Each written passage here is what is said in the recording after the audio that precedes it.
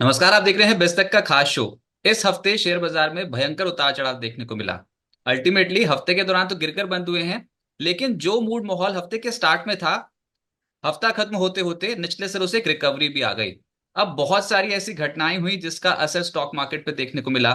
लेकिन ऐसे मूड माहौल में जहां पर बाजार कांप रहा हो, आपका पोर्टफोलियो आप कैसे मैनेज करो, कौन से स्टॉक्स पे नजर रखनी चाहिए, कौन से सेक्टर्स में तेजी बनेगी, और अगर म्यूचुअल फंड्स में आप इन्वेस्टमेंट कर रहे हो तो कैसे अपने पोर्टफोलियोज को भी बनाना बनाना चाहिए। इसी पे बात करने के लिए आज हमारे साथ बेहद ही खास मेहमान मौजूद हैं। Kshitij Mahajan ji, managing partner and CEO Complete Circle Wealth के हमारे साथ इस शो में मौजूद हैं। क्षितिज जी नमस्कार। बहुत शुक्रिया अब इस तक को अपना समय देने के लिए। धन्यवाद। सर, जैसे मैंने अभी इस शो की स्टार्टिंग में ही बोल दिया कि बाजार बहुत ज्यादा नर्वस महसूस कर रहा है, उठापटक बहुत जबरदस्त देखने को मिली है इस हफ्ते। सर, ऐसा क्या हो गया? सब कुछ तो अच्छा अच्छा चल रहा था, 25,000 के स्तर पे पहुंच गए थे, सब कुछ अच्छा लग रहा था, पोस्ट बजट पोस्ट इलेक्शन बहुत ही अच्छी तेजी देखने को मिली, अचानक से ये रोड ब्लॉक कैसे, एक स्पीड ब्रेकर कैसे आ गया मार्केट में? सो बेसिकली देखिए आप, थिंग्स वर वेरी गुड, सब चीज़ें अच्छी चल रही थी, पर कहीं ना कहीं वैल्यूएशन मिसमैच था। एंड मैं ये कुडोज देता हूँ हमारे रिटेल पार्टिसिपेंट को, जहाँ ग्लोबल मार्केट्स में इतना इतना इतना एशियन मार्केट्स में क्राइसिस आया, we are just holding on. और पीक से एट मैक्सिमम हम 4% ही हमारा, जब हम 24,000 के आसपास आसपास स्तर हमने छुआ तो 4% ही हमारा फॉल हुआ। बट यस, समझने की जरूरत है कि हुआ क्या, एंड आई थिंक काफी चैनल्स ने काफी डिटेल में इसको कवर किया होगा, बट मैं एक सिंपलीफाई में बताना चाहता हूँ दैट येन कैरी ट्रेड होता है, जहां पे क्या होता था, येन बैंक ऑफ जापान 0% इंटरेस्ट पे लोन देता था। और वो जो आपका लोन होता था, जो ग्लोबल इन्वेस्टर्स, एफआईज, हर कोई बैंक ऑफ जापान से जो एक्रेडिटेड इन्वेस्टर थे उठाते थे, और वो ग्लोबल मार्केट में स्पेशली यूएस मार्केट और बाकी जगह इन्वेस्ट करते थे, जहां उनको लेवरेज मिलता था कि जहां पे इंटरेस्ट रेट बेटर है, अगर आप जीरो इंटरेस्ट पे लेके यहाँ पे 4% इंटरेस्ट पे भी लगा देंगे, अगर इक्विटी में लगाएंगे तो भी आपका बेनिफिट होगा। इसको येन करेंट रेट बोलते थे। जो जब ये हो रहा था तो आपकी वैल्यू कोई डॉलर से जो येन की वैल्यू, जो रिलेशन था, जो इस न्यूज से पहले कि बैंक ऑफ जापान ने रेट इंक्रीज करने की बात करी, वो 167 के आसपास थी। अब वो उसमें क्या होता था कि आप बोरो करते थे, और जहां बेटर रेट्स हैं वहां पे बिना किसी इंटरेस्ट के, कॉस्ट के, आप वहां लगा देते थे, और उसमें जीरो कॉस्ट के ऊपर आप जो कमा रहे थे आपकी कमाई होती थी। और यहाँ पर क्या हुआ, रातों रात आपने देखा कि आपकी जो वैल्यू 2 दिन के अंदर बैंक ऑफ जापान की डिवैल्यू होकर कोई 13% गिर गई, 167 से, सॉरी, अब जापानीज करेंसी अप्रिशिएट कर गया विजा विज डॉलर, वो 147 हो गया। और वहां पे आपने रेट ले लिया, 4% में इन्वेस्ट कर दिया, पर जब आप पैसा वापस कर रहे हो, आपके तो वैसे भी इक्वेशन खराब होगी, बिकॉज आपको ज्यादा डॉलर देने पड़ रहे हैं। अगर 100 डॉलर देने पड़ रहे हैं तो आज की डेट में 113 डॉलर देने पड़ रहे हैं, तो 13% का स्टेट में नुकसान हो गया, बिकॉज येन अप्रिशिएट हो गया विद डॉलर। अब उस कारण से ग्लोबल मार्केट से काफी अनवाइंडिंग शुरू हुई, बिकॉज लोगों ने पैसा अगर वापस करना है, और ये भी नहीं पता था कि ये एप्रिसिएशन यहाँ रुकेगा, कि और अप्रिशिएट होगा। तो थोड़ा थोड़ी बिकवाली वहां पे मार्केट्स में आई, स्पेशली जापानीज मार्केट में आई, एशियन मार्केट्स में आई, यूएस मार्केट्स में आई। तो एक रीजन ये रहा। दूसरा, जियोपॉलिटिकली चीजें काफी हमारे यहाँ टफ चल ही रही हैं। और जो मिडिल ईस्ट में इसराइल, ईरान, लेबनान का जो इश्यूज हैं, वो थोड़े क्रॉप अप इंक्रीज हुए आफ्टर इसराइल ने जब स्ट्राइक करा वेरियस मिलिटेंट लीडर्स के ऊपर। तो आई थिंक एक वो भी कारण था that things were not in right note. तो वो भी एक दूसरा कारण रहा। तीसरा, यूएस को लेके काफी आशंकाएं लगाई जा रही थी कि दैट हो सकता है कि दैट जो डेट इतना 33-34 ट्रिलियन का हो गया है, यूएसडी का हो गया है, वो कहीं कुछ ना कुछ उसमें से चीज क्रॉप अप होके आ सकती है। ऑल्दो इलेक्शन ईयर है तो कोई भी नहीं चाहेगा ऐसा होना, बट उस डेट का कोई एंड नहीं है, मतलब it's increasing day by day. तो वो भी एक स्ट्रेस की बात है कि अगर यूएस रेट काटेगा तो क्या होगा, और उतना कुछ रेट होल्ड करने के बावजूद आज रिसेशन में जाने की बात हो रही है यूएस की। सो ये सारी चीजें कहीं ना कहीं एक नेगेटिविटी बिल्ड कर रही थी, और उसका कारण ये हुआ कि दैट वैल्यूएशन जो ऑलरेडी स्ट्रेस थी उन पे एक करेक्शन का मोड बना। और वो नोट बनते ही अक्रॉस ग्लोब चीजें गिरी, और वहां इंडिया में भी थोड़ा बहुत इम्पैक्ट आया। लग रही है 2020 नहीं है, 2008 नहीं है, जहाँ पे अगर बाकी मार्केट्स 20-25% गिरती थी तो हम 60-70% गिर जाते थे। ये बहुत डिफरेंट टाइम है इंडिया का। एंड कुडोज, आज सिप के नंबर भी आ गए हैं आपके, 23,000 करोड़ का वैल्यू हो गया है सिप का। तो I think Indian retail investor को सल्यूट है। ये जो हमारा डाउनफॉल हुआ है पर कम हुआ है, तो उसका कहीं ना कहीं श्रेय उन्हीं को जाता है। 23,332 करोड़ रुपए हर महीने एसआईपी में आते हैं म्यूचुअल फंड्स में। तो ये तो रिकॉर्ड नंबर है जो आज तक हमने कभी नहीं देखा, वो अब होते देखा। लेकिन सर ये सब कुछ हफ्ते खत्म होते होते जो आपने इश्यूज बताया ना वो थोड़े फीके पड़ रहे हैं। तो सब कुछ निपट गया या फिर अभी दुख दर्द और बाकी है? अभी वैल्यूएशंस ठीक हो गई या फिर ऐसे अभी समय लगेगा? देखिए, बैंक ऑफ जापान ने स्टेटमेंट दे दिया अपना दैट मार्केट्स जब ग्लोबली इतनी चीजें स्ट्रेस में हैं तो वो अभी एक्ट नहीं करेंगे। बट दुख दर्द निपटा नहीं है, दुख दर्द थोड़ा डिले कर रहे हैं आप इसको, वो कहीं ना कहीं आपको हॉन्ट करेगा, आने वाले टाइम में हॉन्ट करेगा। बट फॉर द टाइमिंग ये है कि दैट न्यूज नेगेटिव जो मेन न्यूज थी वो नहीं है। But global uncertainty with regard to जो ईरान का एस्केलेशन है इसराइल के साथ या लेबनान का है वो अभी भी बना हुआ है। At the same time valuation आज भी हमारी स्ट्रेस्ड है और कुछ पॉकेट्स में बहुत ज्यादा स्ट्रेस्ड है। आप आज ठीक है, आप बोल सकते हो कि दैट FY 25 के अर्निंग पे निफ्टी को 23.5 पे है, FY 26 पे 22 पे है। बट यहाँ पे मैं फ्यूचर अर्निंग की बात ना करके इंडेक्स लेवल के ऊपर एक सेक्टर स्पेसिफिक बात करूँ तो कुछ ऐसे सेक्टर्स हैं, कंपनीज हैं जो बहुत एब्नॉक्शियस वैल्यूएशन पे ट्रेड कर रहे हैं और उसका उसमें रिस्पेक्टेड अर्निंग जो है वो सपोर्टिव नहीं है। चाहे वो कुछ डिफेंस के स्टॉक्स हैं, चाहे वो कुछ पावर सेक्टर के स्टॉक्स हैं, चाहे कुछ रेलवे स्टॉक्स हैं और स्मॉल मिड कैप कैटेगरी के कुछ स्टॉक्स हैं जहां पे मुझे नहीं समझ आ रहा वो कितने साल की अर्निंग डिस्काउंट कर रहे हैं यहाँ से। 20 30 की कर रहे हैं, 40 की कर रहे हैं, 47 की कर रहे हैं। सो आई रियली डोंट नो। तो आपको उन चीजों से बच के रहना है। समझिए, प्राइस टू अर्निंग जब हम बात करते हैं, एक शेयर का प्राइस कैसे निकलता है? Price of a stock is उसका मल्टीपल जो आप दे रहे हो price to earning into earning. तो अर्निंग और अर्निंग कट जाता है तो प्राइस आपका सामने आ जाता है। अब अर्निंग जो डिनोमिनेटर में है, अगर अर्निंग सपोर्टेड नहीं है और आप एक 70-80 का पी का स्टॉक ले रहे हैं पर अर्निंग एक्सपेक्टेड 13-14 ही है, तो आप समझिए कितने साल की फॉरवर्ड अर्निंग आप डिस्काउंट करके आप उसको वो प्रीमियम दे रहे हैं। सो या तो प्राइस करेक्शन होगा या अर्निंग कैचअप करेंगी, दोनों में से एक चीज तो होगी। या टाइम करेक्शन होगा कि कुछ नहीं हो रहा है बट समय बीत रहा है, उसका प्राइस वही के वही है। अब ये समझने वाली बात है कि आप कितना रिस्क देना चाहते हैं आज की डेट में। तो आई थिंक इट्स बेटर थोड़ा डिफेंसिव स्टॉक्स हो या जो स्टॉक्स कंजम्पशन ड्रिवन हो आप उनमें जाएं, या आपका मैन्युफैक्चरिंग की कुछ स्टॉक हो बिकॉज गवर्नमेंट का क्लियर कट फोकस मैन्युफैक्चरिंग पे है। सो आई थिंक वो एक बेटर वे रहेगा। तो मुझे नहीं लगता कि that may be globally news थोड़ी भी हल्की फीकी जरूर पड़ रही है पर डोमेस्टिक लेवल पे ऑल्सो जहाँ वैल्यूएशन मिसमैच है वहां पे अभी भी रिस्क काफी बना हुआ है। सर ये तो हम बात जैसे कर रहे हैं कि अभी तो जियो पॉलिटिकल टेंशन, ग्लोबल अनसर्टिनिटी का माहौल है। लेकिन जो आपने भी बात की वैल्यूएशंस की, उसमें ये फिर जो फंड मैनेजर्स के पास कितनी बड़ी प्रॉब्लम है। इनके पास तो हर महीने पैसा दिए जा रहे हैं लोग। इस समय 23,332 करोड़ रुपए की एसआईपी बुक कोई छोटी है नहीं है। तो म्यूचुअल फंड्स के पास तो इस समय फाइनेंशियल मसल है। तो क्या ये वैल्यूएशंस इंडियन मार्केट पे हायर लेवल पे ही रहेगी? हायर लेवल की वैल्यूएशंस पे ही इन्वेस्टमेंट करनी पड़ेगी क्योंकि फंड मैनेजर्स तो खरीदेंगे फिर स्टॉक। अगर उनके पास पैसा आ गया तो उनको भी तो रिटर्न डिलीवर करने हैं। तो आप समझिए, पूरा मैथ्स इसका करते हैं। अगर आप जो बोल रहे हैं 23,332, हम लगभग 4 बिलियन के आसपास आज हमारा सिप का कमिटमेंट है मान लीजिए। 1 से 1.5 बिलियन आपका EPFO पेंशन फंड्स जो उनका इक्विटी का मैंडेट है उसके थ्रू आ जाता है। और आधा 1 बिलियन और पकड़ लीजिए आप, डोमेस्टिक इन्वेस्टर्स जो हैं आपके पार्टिसिपेंट्स है वो डाल देते हैं। तो ऑन एन एवरेज आपका 5.5 से 6 बिलियन का या 5.5 बिलियन के आसपास का कमिटमेंट आपका डोमेस्टिक इन्वेस्टर्स का या डोमेस्टिक बाइंग का रहता है थ्रू म्यूचुअल फंड। आप मान लीजिए उसमें से आधा 1 बिलियन पकड़ लीजिए। अगर मार्केट गिरता है तो बैलेंस एडवांटेज फंड के थ्रू एक कैटेगरी होती है जिसमें इक्विटी और डेट के through depending on market fall के हिसाब से इक्विटी में बढ़ता है। अगर मार्केट ऊपर ऊपर जा रही है तो फिक्स इनकम या आर्बिट्रेज में पैसा ज्यादा बढ़ता है। तो आप जिस महीने, अगर आप ये 6.5 बिलियन की आपकी कहानी है, जिस महीने आपके पास सेलिंग जो FIs की है वो 7-8 बिलियन से ज्यादा की आएगी, आप उस महीने पक्का गिरेंगे और पक्का टूटेंगे। सो एवरेज है कितनी बाइंग आ रही है कितनी सेलिंग आ रही है, मार्केट का तो भाव इसी तरह से लगता है। सो आपकी बात ठीक है, फंड मैनेजर के पास तो पैसे आ रहे हैं उसे बाय करना पड़ेगा। अब देखिए बाय भी कैसे। अब मैं बोलूंगा मेरा सल्यूट है काफी हद तक काफी फंड मैनेजर्स को जिस तरह से वो मैनेज कर रहे हैं पोर्टफोलियो। बड़े पोर्टफोलियोज हैं, 50-50 हज़ार करोड़ के स्मॉल कैप फंड्स हैं पर उसमें 210-215 स्टॉक्स कर दिए। हाई सबसे बड़ी होल्डिंग रिलायंस इंडस्ट्रीज है स्मॉल कैप फंड में आज की डेट में। बिकॉज आपके पास लिक्विडिटी चाहिए। एक तरह से देखा जाए तो हमारे रेगुलेटर ने भी बहुत अच्छा स्टेप इन किया है और जो स्ट्रेस टेस्ट लेके आए हैं स्मॉल और मिड कैप फंड के लिए, कहीं ना कहीं वो भी एक क्वेश्चन देने वाली बात है कि आप अपने एंड पे स्ट्रेस करें, अगर रिडम्पशन आएगा तो क्या होगा।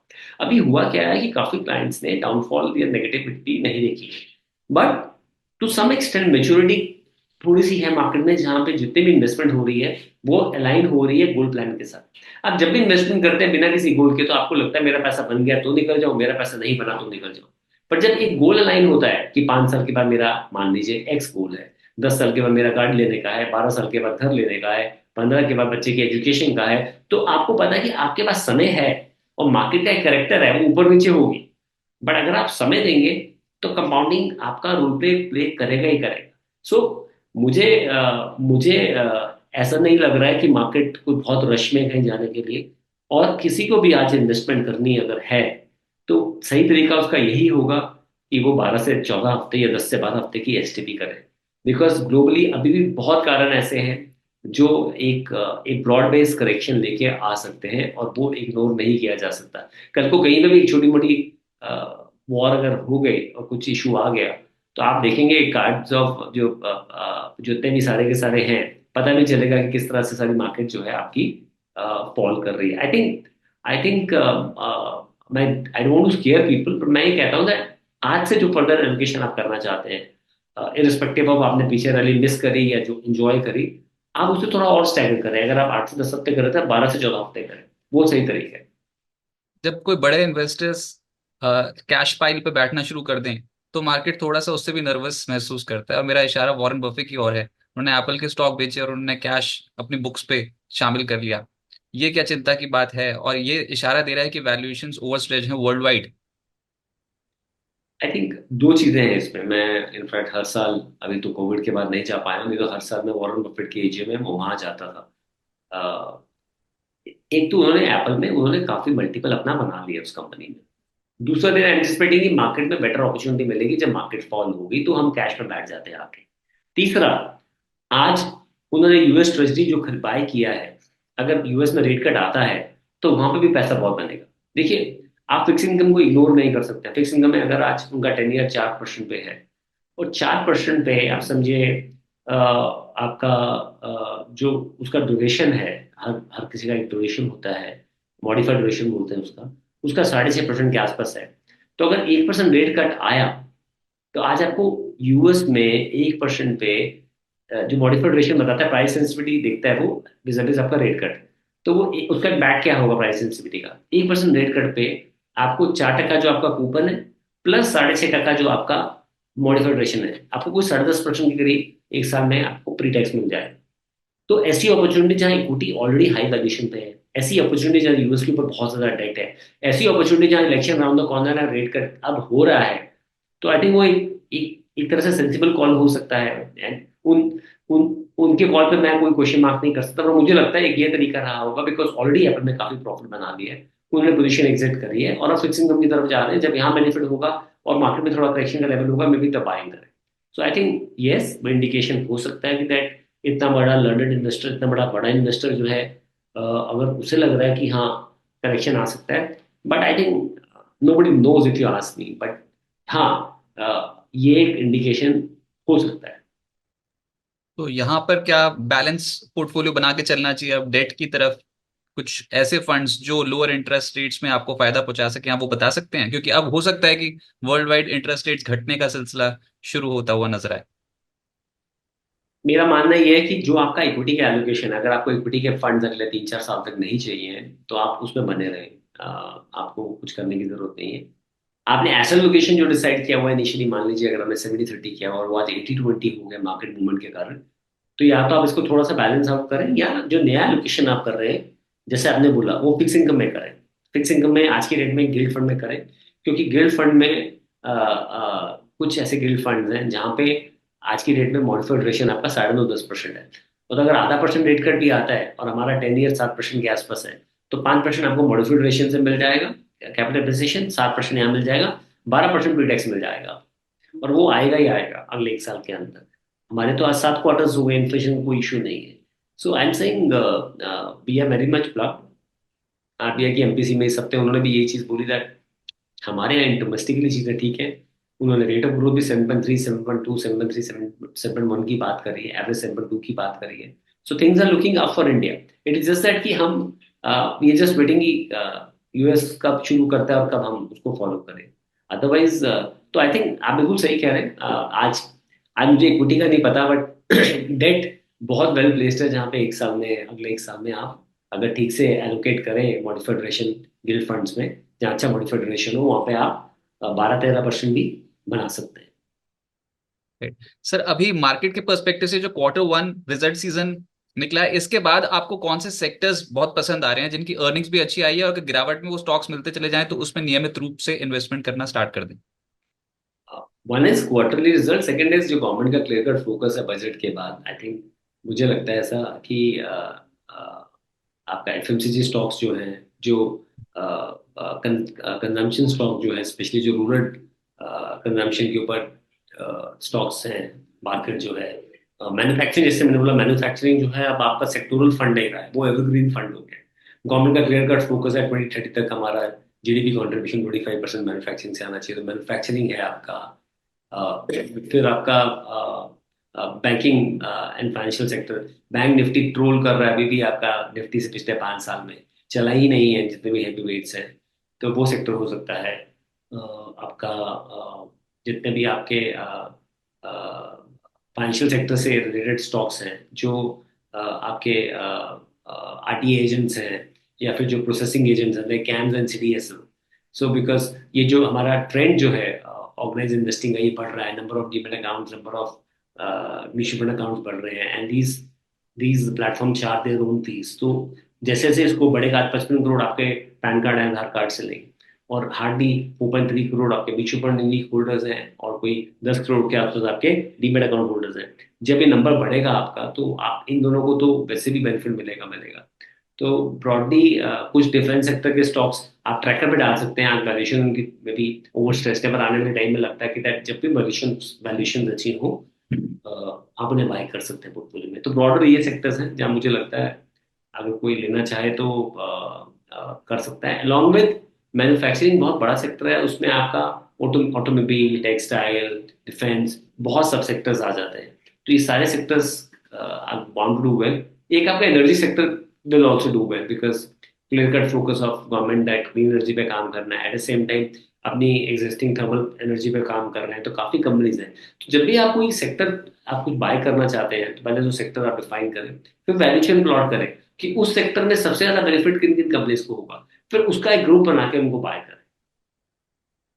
आपने ना ये 2 बार डिफेंस का नाम ले लिया, बहुत खुश हो जाएंगे बस तक के व्यूअर्स, तो बजट से पहले भर भर के खरीद रखे थे डिफेंस और रेलवेज, अब चल नहीं रहे। तो एटलीस्ट अगर डिफेंस में गिरावट आती है तो वैल्यूएशन जब कंफर्टेबल जोन पे आएगी तो फिर से खरीदारी हो सकती है। सर एक सेक्टर है जो लगातार कंसिस्टेंटली चल रहा है, दैट इज फार्मा। ऐसा क्या हो गया फार्मा सेक्टर में जो इतने स्ट्रॉन्ग रिटर्न्स डिलीवर कर गया? हमने आमतौर पे फार्मा सेक्टर को थोड़ा टफ टाइम्स पे चलते देखा है, वैसे चलता ही नहीं था, अब तो एकदम से ही top sector, top performing sector बना पड़ा। देखिए ना, 2021 में वेव 2 आई, डेल्टा, और हमने आपने सबने मेडिसिन अच्छे से यूज करी, होर्डिंग करी मेडिसिन की। उसके बाद वेव 3 आई, पूरा इंडिया ने डोलो पे काम अपनी लाइफ को चला लिया अपनी। उसके बाद क्या वेव आई, किसी को कुछ पता नहीं चला। दोस्त 2-2.5 ईयर पर टफ, पर उसके बाद सब चीजें आई गई हो गई। सो उस समय जब ये पूरा वेव चल रहा था, जब ये नहीं पता था कि कल क्या होगा, it was like a black box, तब ये पूरा सेक्टर बहुत अच्छे से चला। और इंडिया को ही नहीं, पूरे ग्लोब में मेडिसिन इंडिया की तरफ से ज्यादातर कंट्रीज में गई यहाँ से मेडिसिन। सो ये वुहान जहाँ से सब शुरू हुआ, जो फार्मा का मेन हब था वो बंद था, तो इंडिया के पास स्कोप बना, तो वहां से ये स्कोप बनना शुरू हुआ। अब होता क्या है, जो आपका फार्मा सेक्टर है ना, वो एक्चुअली सिक्लिकल सेक्टर है। एक मॉलिक्यूल डिस्कवर होता है, and आपके मिलियंस ऑफ ऑर्डर आ जाते हैं। वो मॉलिक्यूल्स डिस्कवर होना, they are different different levels. तो अभी इंडिया के पास ऐसे 3 मॉलिक्यूल्स हैं कंपनीज के पास, जो स्टेज 3 पे। तो उसमें आपकी डिस्कवरी का चांस जो है वो 50% होता है। तो आपका कोई मॉलिक्यूल डिस्कवर हो गया, तो समझिए किस तरह का ऑर्डर आता है, you can't even think of. तो आई थिंक काफी कंपनीज जो हैं वो they're lagging their earning number, तो प्राइस कैचअप होना जरूरी था। उसके बाद आपका एपीआई में we are gaining share, I think चाइना+1 को लेके, जो एक पूरे वर्ल्ड में एक रिफ्ट है, उस चक्कर में इंडिया को हर सेक्टर में स्पेशली बेनिफिट मिल ही रहा है। बाय द वे, आपको तो आइडिया है ही दैट पीएलआई का प्रोडक्शन एक इंसेंटिव का भी पार्ट है फार्मा सेक्टर जो हमारा है। सो ये सारी चीजें कंबाइन करके ना, जो ड्रैग चल रहा था पिछले 2 ढाई साल से परफॉर्म नहीं कर रहा था, उसको कवर अप कर रहा है अभी फार्मा सेक्टर। एंड कंपनीज जो हमारी हैं वो बेटर कर रही है, earning numbers are coming better.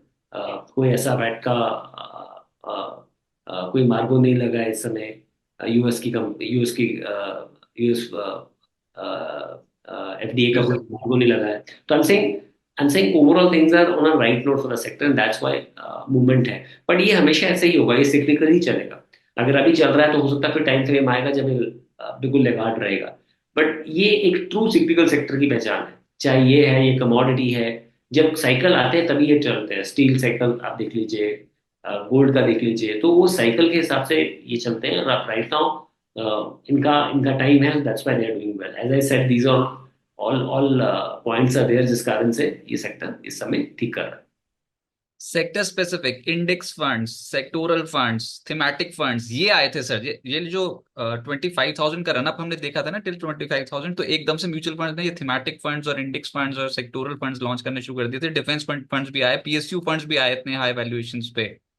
तो अभी क्या करना चाहिए? अभी अगर म्यूचुअल फंड के जरिए किसी को पोर्टफोलियो बनाना हो, और जो ये लास्ट लेग में पोर्टफोलियो जिसने बनाना शुरू कर दिया, उसके लिए क्या मैसेज होगा? किस फंड की ओर जाएं? Mid cap, small cap, large cap, diversified, या फिर ये थीमेटिक फंड्स? थीमेटिक फंड कम वर्ड में आपके पोर्टफोलियो में 7 से 10% ऊपर नहीं होने चाहिए, आपका कितना भी बड़ा रिस्क एपेटाइट क्यों नहीं।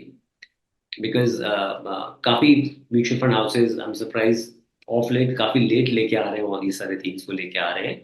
And clients they don't understand sometime कि दैट हम जब ये चीज कर रहे होते हैं तो जो हम एक्चुअली क्या, प्लेटफॉर्म्स नहीं है हमारे पास। इन टर्म्स ऑफ जो प्लेटफॉर्म्स हैं सारे वो रिटर्न या म्यूचुअल फंड को लेना है कैसे करना है, या सेक्टर को लेना है कैसे करना है, वो सिर्फ पास्ट परफॉर्मेंस के हिसाब से दिखाते हैं। Past performance is a history. आपको देखना है whether ये सेक्टर आगे चलेगा नहीं चलेगा। और ज्यादातर आपको इन जितने भी सेक्टर्स की बात आपने अभी मेरे से करी है, ये सब आपको एक डाइवर्सिफाइड पोर्टफोलियोज में, फ्लेक्सी कैप में, मल्टी कैप में, फोकस में मिलते हैं। सो मुझसे अगर आप पूछते हैं आज किसी को इन्वेस्ट करना है, तो वो large capish oriented flexi cap fund ले सकता है, मल्टी कैप ले सकता है, जिसमें minimum 25% across large cap, mid cap and small cap आपको डिप्लॉय करना पड़ता है। साथ में लार्जर मिड कैप कैटेगरी कुछ फंड ले सकता है, फोकस फंड में कोई फंड चूज कर सकता है। और मिड और स्मॉल कैप अवॉइडेबल है at this point in time, because valuation बहुत ज्यादा स्ट्रेच है। अगर कोई ऐसा आपका गोल है जो 10 साल से ऊपर का है, मतलब आपको आज पैसे नहीं चाहिए, 10-15 साल के बाद चाहिए, उसमें आप मिड और स्मॉल कैप ऐड कर सकते हैं। 5 से 10% इंडिविजुअल आप फंड्स ऐड कर सकते हैं। पर वो भी नॉर्मल, आज म्यूचुअल फंड अगर मैं बोलूंगा आप 12 से 14 हफ्ते की एसटीपी कीजिए। मिड और स्मॉल कैप फंड में आप 15 से 18 हफ्ते की एसटीपी कीजिए। मेरे हिसाब से तो आज की डेट में अवॉइडेबल है। जब आप मल्टी कैप फंड लेते हैं या कोई फ्लेक्सी कैप फंड लेते हैं, उसमें भी आपको मिड और स्मॉल कैप का एक्सपोजर मिल ही जाता है।